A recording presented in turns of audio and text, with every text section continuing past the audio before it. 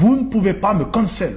Donc après Adé Laurent, c'est Alexis Tchens qui est censuré par des petits intrigants qui s'affranchissent du droit, qui sont au-dessus des lois, et qui décident eux-mêmes, en utilisant nos institutions, selon leurs bons désirs, selon leurs valeurs à eux, selon leur morale, qui a le droit de s'exprimer ou qui n'a pas le droit de s'exprimer. Donc ça, c'est grave, c'est une trahison vis-à-vis de nos institutions, c'est une trahison vis-à-vis de nous, le peuple, qui finançons à la sueur de notre front, et je sais pas combien ça coûte d'argent public cette mascarade, mais une folie, tout ça pour financer leur petite manigance.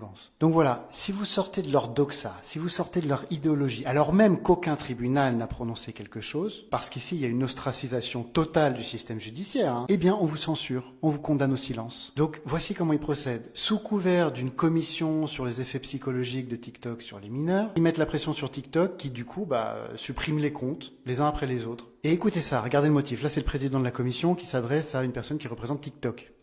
Parce que ce matin, on a dit, on vous demandera cet après-midi de rendre des comptes, entre guillemets, sur Alexis Tchens, parce qu'on a lu des contenus qui disaient, par exemple, le jour où vous abandonnerez l'égalité, on en discutera.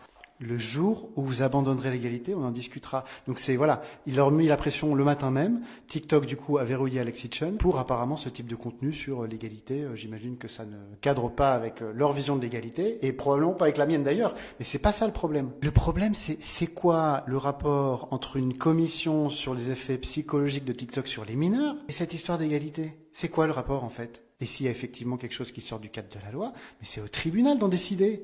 Quand je vous parle comme ça, quand je vous dis quelque chose, je m'expose à une condamnation du tribunal. Mais je donne pas légitimité à un président de commission, là, comme ça, de décider que tel ou tel mot que j'ai dit, ça lui convient pas, donc il va mettre la pression sur TikTok. Donc voilà, ils ont mis la machine en route. Et d'ailleurs, partagez cette vidéo, partagez-la, commentez, poussez-la, parce que là, je sais pas si vous vous rendez compte, je crois que si, on est rentré dans une guerre, je crois que vous le sentez, on est dans une guerre sur la liberté d'expression. Donc ils ont mis la machine en route, ça a commencé avec Aurore Bergé. Aurore Bergé, qui, soit dit en passant, est la ministre qui veut mettre en place une loi qui vous condamnera pour acte raciste si vous considérez et si vous exprimez le fait que Israël, peut-être que c'était pas la meilleure idée du XXe siècle. Voilà.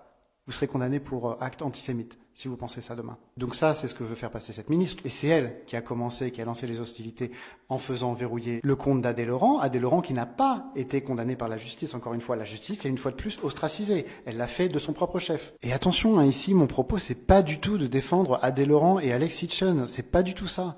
Mon propos ici, c'est de dire attention, on est sur quelque chose d'extrêmement dangereux. On est en train d'attaquer nos libertés. Et les jeunes, réagissez parce que vous compreniez mieux que personne ce qui est en train de se passer ici. Vous comprenez mieux que personne. Nous, notre génération, on est déjà un petit peu à la ramasse sur ces sujets-là. Vous comprenez. Donc battez-vous. C'est hyper important. Défendez nos libertés, défendez nos institutions qui sont utilisées par ces gens-là